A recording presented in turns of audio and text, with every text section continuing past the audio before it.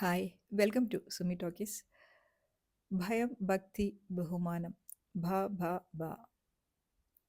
മലയാള സിനിമയ്ക്ക് ആക്ച്വലി അറിയാലോ, ഇന്ത്യയിലുള്ള മറ്റ് ഫിലിം ഇൻഡസ്ട്രികളിലെ ആളുകൾക്ക് ഒരുപാട് ബഹുമാനമുള്ള ഒരു ഇൻഡസ്ട്രിയാണ് മലയാളം ഇൻഡസ്ട്രി. നമ്മുടെ സിനിമകളെക്കുറിച്ച് അവർക്കുള്ള ഒരു ഒപ്പീനിയൻ അങ്ങനെയാണ്. അത് ഇന്നും ഇന്നലെയും തുടങ്ങിയതല്ല, അതൊരു ഒരുപാട് ഹിസ്റ്ററി ഉള്ള ഒരു സംഭവമാണ്.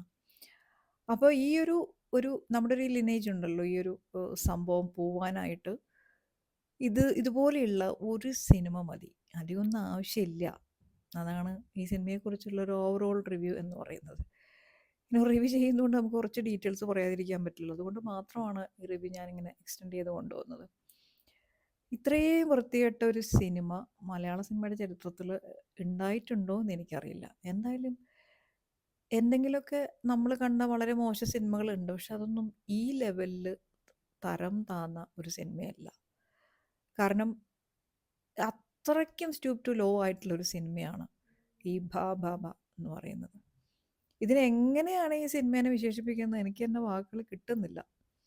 നമ്മൾ ഈ തുടക്കത്തിൽ ഇതിൻ്റെ ഡിസ്ക്ലൈമറോട് കൂടി തുടങ്ങുന്ന സിനിമയാണല്ലോ, അതായത് നോ ലോജിക് ഓൺലി മാഡ്നസ് എന്നൊക്കെ പറഞ്ഞിട്ട്.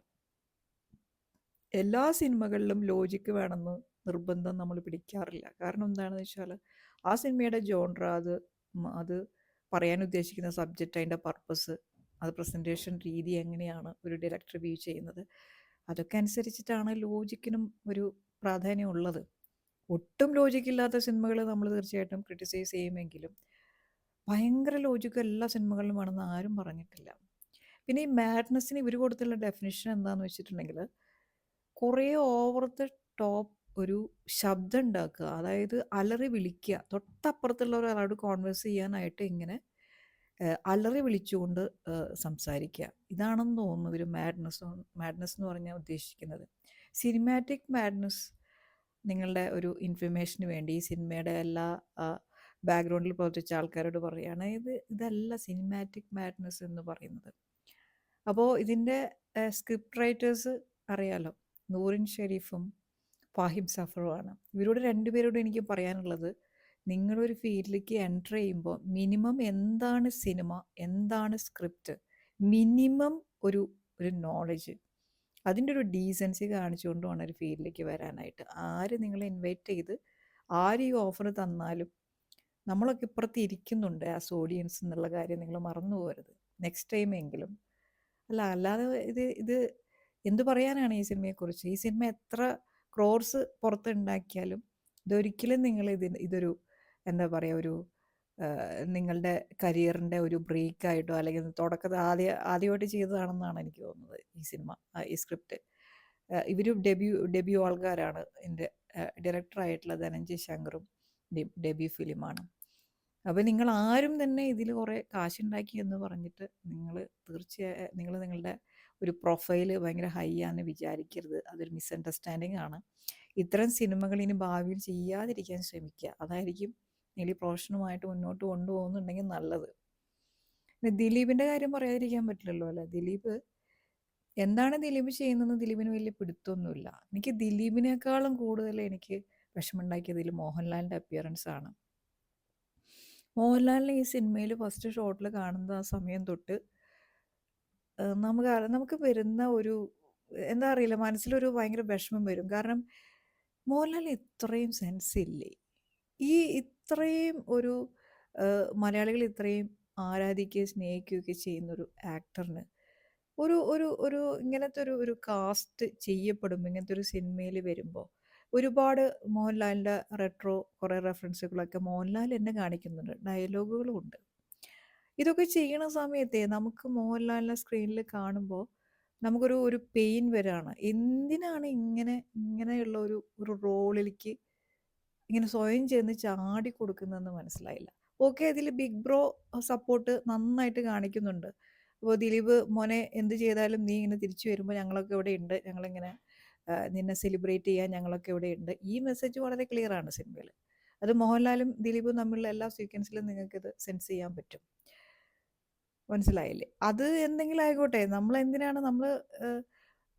ഒരു അപ്പുറത്തുള്ള, അതായത് ഓഡിയൻസിന് റെസ്പെക്റ്റ് ചെയ്യാത്ത രീതിയിൽ ഇത്തരം സംഭവങ്ങൾ ചെയ്തുകൊണ്ടിരിക്കുക. അതായത് ഇങ്ങനെ റിപ്പീറ്റഡ്ലി ഈ സിനിമയിലെ സെക്കൻഡ് ഹാഫിൽ ഇങ്ങനെ കുറേ നേരം മോഹൻലാൽ നമ്മൾ കാണുമ്പോഴേ സത്യം പറയാമല്ലോ നമുക്കിങ്ങനെ ഡിസ്റെസ്പെക്റ്റ് വരും, വന്നു പോവും, വരാണ്ട് നിവൃത്തിയില്ല. ദിലീപാണെങ്കിൽ ദിലീപ് ഇങ്ങനെ ഒരു പുണ്യാത്മാവാണ് എന്നിങ്ങനെ ഭയങ്കരമായിട്ട് ഇങ്ങനെ ഇടയ്ക്കിടയ്ക്ക് ഇങ്ങനെ പൊളിറ്റിക്കലി കറക്റ്റ്, പിന്നെ കുറേ ഡയലോഗുകളും കാര്യങ്ങളും അങ്ങനെ ഇങ്ങനെ വാരി വിതറി ഇങ്ങനെ എസ്റ്റാബ്ലിഷ് ചെയ്തുകൊണ്ടിരിക്കുകയാണ്. അപ്പോൾ എന്തിനാണ് ഇങ്ങനെ മറ്റുള്ളവരുടെ മുന്നിൽ ഇങ്ങനെ ഇങ്ങനെ പറഞ്ഞ് ഉണ്ടാക്കുന്ന ഇമേജ് അല്ലല്ലോ ഒരാളുടെ യഥാർത്ഥ ഇമേജ് എന്ന് പറയുന്നത്. അത് നമുക്കൊക്കെ ഓൾറെഡി മനസ്സിലായ ഒരു സംഭവമാണ്. ഇനി പറഞ്ഞ് പറഞ്ഞ് പറഞ്ഞ് പ്രൊമോട്ട് ചെയ്ത് PR ചെയ്തിട്ട് ഉണ്ടാക്കാവുന്ന ഇമേജിനൊക്കെ ഒരു പരിധിയുണ്ട്. ദയവേത് സിനിമ അതിനു വേണ്ടി ഉപയോഗിക്കാതിരിക്കുക. ബാക്കി ഒരുപാട് കാര്യങ്ങൾ ചെയ്യാനുണ്ടല്ലോ എന്നാണ് എനിക്ക് ഈ സിനിമയെക്കുറിച്ച് പറയാനുള്ളത്. ഇനി ഇതിലൊരു എന്താണ് കഥ എന്ന് പറഞ്ഞാൽ ഒന്നുമില്ല. അവസാനം ഈ കഥയുടെ എന്തിനാണ് ഈ സിനിമ എടുത്തത്, എന്താണ് ഈ സിനിമയുടെ കഥ എന്ന് പറഞ്ഞൊരു ട്വിസ്റ്റ് അവസാനം കൊണ്ടുവരുന്നുണ്ട്. അത് ഭയങ്കര ഒരു പൊളിറ്റിക്കൽ കറക്റ്റ്നെസ് ആണ്. നിങ്ങളത് കാണുന്നതാണ്, മനസ്സിലാവും എന്താണെന്നുള്ളത്. ഇങ്ങനെയൊക്കെ ഇതൊക്കെ ആരുടെ ഒരു ബ്രെയിനാണ്? ഇത് ഇങ്ങനെ ഇത്രയ്ക്കും സെൻസ്ലെസ് ആണോ ഈ അപ്പുറത്തിരിക്കുന്ന നമ്മളെപ്പോലുള്ള ഓഡിയൻസ്? എങ്ങനെ ഇങ്ങനെ ഒരു അണ്ടർ റേറ്റ് ചെയ്യുന്നു ഓഡിയൻസിനെ എന്നുള്ളതാണ് എനിക്ക് മനസ്സിലാവാത്തത്. ഇതിൽ ഒരുപാട് സ്റ്റാർ കാസ്റ്റ് ഉണ്ട്. എന്തിനാണ് ഇവരെയൊക്കെ കൊണ്ടുവന്നതെന്ന് ചോദിച്ചു കഴിഞ്ഞിട്ടുണ്ട്. എന്തിനാണ് ഇവർ വന്നതെന്ന് കൂടിയുള്ള ഒരു ചോദ്യമുണ്ട്. എനിക്കറിയില്ല ഇത് ആരെ വിളിച്ചു കൊണ്ടുവന്നത്, ദിലീപ് വിളിച്ചു കൊണ്ടുവന്നതാണോ അതോ ഇനി ഡയറക്ടർ വിളിച്ചു കൊണ്ടുവന്നതാണോ? ആരായാലും ശരി, ഇതിൽ തമിഴ് തമിഴ് നാടുമായിട്ട് ഒരു ചെറിയ കണക്ഷൻ വരുന്ന ഒരു പ്ലോട്ട് ആയതുകൊണ്ട് തമിഴ്നാട്ടിൽ നിന്ന് കുറേ പേര് വന്നിട്ടുണ്ട്. റെഡിൻ കിങ്സ്ലിനെയൊക്കെ എന്തിനാ കൊണ്ടുവന്നിരിക്കുന്നത് അങ്ങേർക്ക് പോലും അറിയത്തില്ല. പിന്നെ നമ്മുടെ സാൻഡി ഉണ്ട്. സാൻഡി ലോകയിൽ നമ്മൾ കണ്ടതിന് ശേഷം സാൻഡിനെ ഈ സിനിമയിൽ കാണുമ്പോൾ സഹതാപം. പിന്നെ സലീം കുമാർ വരുന്നില്ല. റിയാസ് ഖാനെ കണ്ടാൽ പിന്നെ നമുക്കറിയാം, നമുക്ക് ശരിക്കും വിഷമം വരും. നമുക്ക് എമ്പതി സിമ്പതി ഇനി വരാനൊരു ഒരു സംഭവം ബാക്കി ഉണ്ടാവില്ല. അങ്ങനെയാണ് കൊടുത്തിരിക്കുന്ന ഒരു സംഭവം. പിന്നെ നമ്മുടെ വിനീത് ശ്രീനിവാസൻ, വിനീത് എല്ലാ ഫസ്റ്റ് ഹാഫിൽ വിനീത് ഈ നോബിൾ എന്ന് പറഞ്ഞ ക്യാരക്ടർ എല്ലാ സമയത്തും ഇങ്ങനെ അലറി വിളിച്ചുകൊണ്ട് ഡയലോഗ് പറഞ്ഞുകൊണ്ടിരിക്കുക. അതിന് കൂട്ടായിട്ട് ധ്യാനം വന്നിട്ട് എന്തൊക്കെയോ റെട്രോ റെഫറൻസൊക്കെ എടുത്ത് എന്തൊക്കെയോ കാണിച്ച് ഈ അപൂർവ സഹോദരങ്ങൾ ഈ സിനിമയെ ധന്യമാക്കിയിട്ടുണ്ട്. പിന്നെ ഇനി ഇതിൽ ബാക്കി വരുന്ന ആളുകളെ കുറിച്ച് പറയുകയാണെങ്കിൽ നമ്മുടെ സങ്കടം തോന്നിയത് നമ്മുടെ ഇത്രയും പൊട്ടൻഷ്യലുള്ള നമ്മുടെ SJ സൂര്യനെ കൊണ്ടുവന്ന് എന്തോ ഓസ്കാർ ബ്രദേഴ്സ് എന്തൊക്കെയോ പറഞ്ഞ് ആകെപ്പാടെ ഒരു കോമാളി വേഷം കൊടുത്തിട്ടുണ്ട്.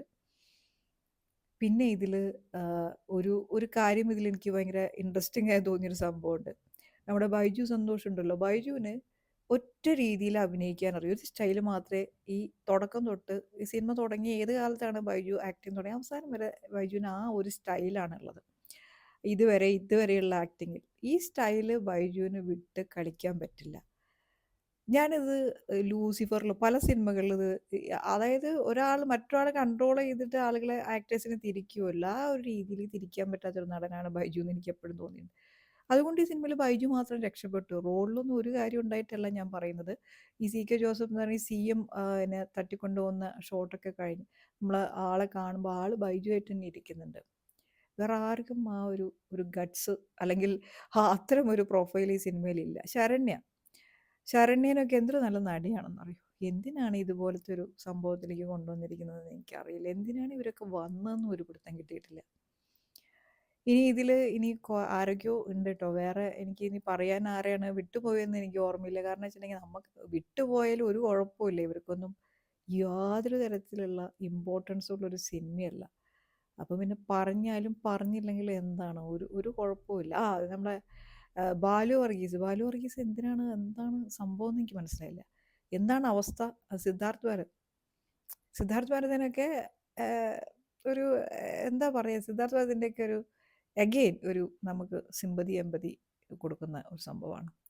അതായത് ഒന്നുമില്ലാത്ത ഒരു സിനിമയിലേക്ക് കുറേ മനുഷ്യരെ ഇങ്ങനെ കയറ്റി വിട്ട് അവരെ കൊണ്ട് എന്തൊക്കെയോ കാണിപ്പിച്ച് അതിൻ്റെ മാഡ്നെസ് ആണ് എന്നൊക്കെയുള്ള ഡിസ്ക്ലൈമർ കൊടുത്തിട്ട് ഒരു സിനിമ സക്സസ് ആക്കാൻ പറ്റുമോ എന്ന് എനിക്കറിയില്ല. പക്ഷേ സിനിമ ഇപ്പോൾ ഭയങ്കര സക്സസ് ആണെന്ന് പറഞ്ഞിട്ടാണല്ലോ ഇതിൻ്റെ റിപ്പോർട്ട്സൊക്കെ വരുന്നുണ്ട്. ഇത്തരം ഒരു സിനിമ സക്സസ് ആണോ ഫെയിലിയർ ആണോ എന്നുള്ളത് അത് പറഞ്ഞപ്പോഴാണ് സക്സസ് ഫെയിലിയറുടെ കാര്യം പറഞ്ഞപ്പോൾ പ്രൊഡ്യൂസറുടെ കാര്യം പറയാൻ മറന്നു. അയ്യോ, ഗോപാലൻ.